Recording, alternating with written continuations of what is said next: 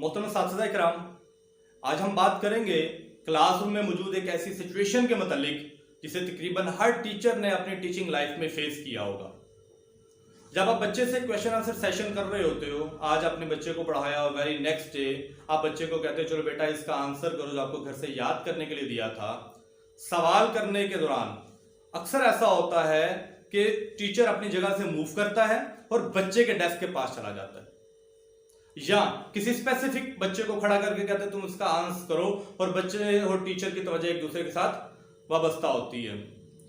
और ऐसी सूरत हाल के अंदर जब आप बच्चे से एकदम सवाल करते हो और बच्चे को कहते हैं इसका आंसर करो, बच्चे के जाने से जो पहला रिएक्शन अक्सर और बेशतर हर टीचर को फेस करना पड़ता है वो यही होता है कि टीचर प्लीज पहला वर्ड बता दें, बाकी मुझे सारा आता है सर, प्लीज प्लीज पहला वर्ड बता दें मुझे। यानी कि वो बड़ी इंपैरेसिंग सिचुएशन होती है बच्चे के लिए। वो फौरी तौर पे उस आंसर को रिकॉल नहीं कर पाता जो उसने याद किया होगा, या बसा औकात ऐसा भी होता है बच्चा शुरू से सुनाना शुरू करता है, दरमियान में कहीं आके बच्चा फिर यही बात करता है टीचर प्लीज मुझे यहां से थोड़ा सा बता दें, आगे मैं सारा सुना दूंगा। तो इस सिचुएशन से कैसे बचा जाएगा? अपने बच्चे की लर्निंग को कैसे इंप्रूव किया जाएगा? अपने क्वेश्चन आंसर सेशन को कैसे हेल्दी बनाया जाएगा? आज इस हवाले से मैं आपसे एक टेक्निक शेयर करूंगा। उस टेक्निक को शेयर करने से पहले एक सवाल मेरा आपसे, आप अपने क्लासरूम में ये क्वेश्चन आंसर सेशन क्यों कंडक्ट करते हो?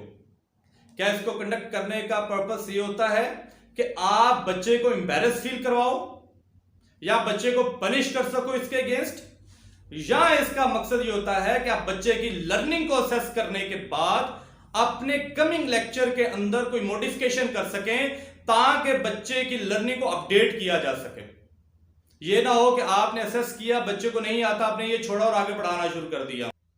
मैं समझता हूं इस क्वेश्चन आंसर सेशन का बुनियादी मकसद असेसमेंट ऑफ लर्निंग है। हम बच्चे की लर्निंग को असेस करके अपने लेक्चर के अंदर रिक्वायर्ड मॉडिफिकेशन कर सकें। तो आए फिर जानते हैं ये टेक्निक को, ये कौन सी टेक्निक है जिससे हमारे क्वेश्चन आंसर सेशन बेहतर हो सकता है और बच्चा इस एम्बैरेसिंग सिचुएशन से बाहर आ सकता है। तो इस टेक्निक का नाम है एप्पल टेक्निक। जी, एप्पल टेक्निक, खाने वाला एप्पल नहीं है, बल्कि ये एब्रीविएशन एक टेक्निक की। ए stands for ask a question. तो इस टेक्निक के अंदर जो पहला काम उस्ताद करेगा वो बच्चे से सवाल करेगा। अब यकीनन क्वेश्चन आंसर सेशन है, सवाल करेंगे तो बच्चा जवाब देगा। तो इसके अंदर एक नयापन क्या है? इस टेक्निक में नयापन ये है, अब उस्ताद अपनी जगह छोड़ के बच्चे तक नहीं जाएगा। अब उस्ताद किसी स्पेसिफिक बच्चे को खड़ा करके उससे नजरें मिला के सिर्फ उसका जवाब नहीं सुनेगा, बल्कि क्लास के फ्रंट पे खड़ा होके तमाम बच्चों से एक ही सवाल किया जाएगा, एक क्वेश्चन फॉर होल क्लास। सब बच्चों को सवाल करने के बाद एप्पल टेक्निक में ए के बाद आता है P. P stands for pause.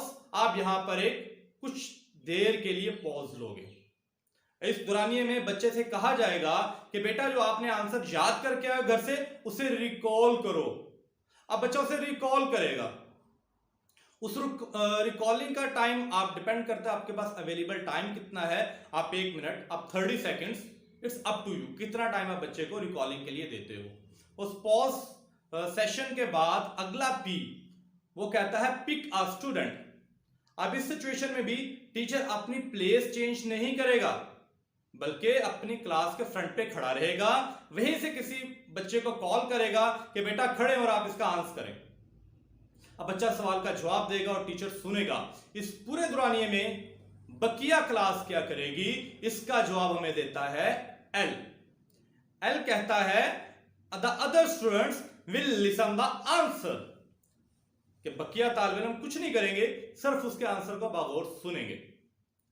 अब पहला ए ask a question, first P pause, second P pick a student, L listen।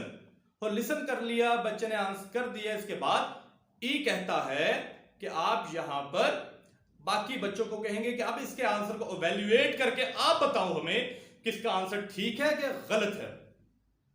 अब यहां पे टीचर अकेला इवैल्यूएट नहीं करेगा, बल्कि पूरी क्लास इवैल्यूएट करेगी। इस मौके पर अक्सर साथिया हमसे सवाल करते हैं, सर जब सारे बच्चे इसको बताएंगे, इवैल्यूएट करेंगे, उस पर काफी टाइम एंगेज होगा हमारा, काफी टाइम लगेगा, उसके बाद बच्चे जब सारे बोलना शुरू करेंगे तो किसी की समझ नहीं आएगी कौन क्या कह रहा है। तो ऐसी सिचुएशन के अंदर एक छोटी सी और टेक्निक का इस्तेमाल कर लें, उस टेक्निक को कहते हैं थंबोमीटर।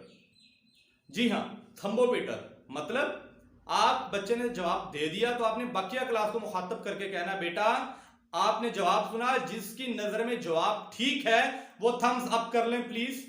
अब बच्चे थम्स अप करेंगे, मतलब अगर जवाब ठीक है, बच्चों का थम्स अप है, मतलब पूरी क्लास का जवाब आता है, या जिसका थम्स अप है उसका जवाब आता है। और जो समझता है कि जवाब गलत है वो थम्स डाउन करेगा। थम्स डाउन मतलब जवाब गलत है। अच्छा, ऐसी सिचुएशन भी होती है कि बच्चे का कुछ जवाब ठीक है और कुछ गलत है। ऐसी सिचुएशन के लिए थंब इन सेंटर। अब बच्चे को कहोगे, बेटा right answer thumbs up, wrong thumbs down, 50% right and 50% wrong, और in between thumbs in centre. ये 3 तरह के थम्स आपको नजर आना शुरू होंगे क्लास के अंदर।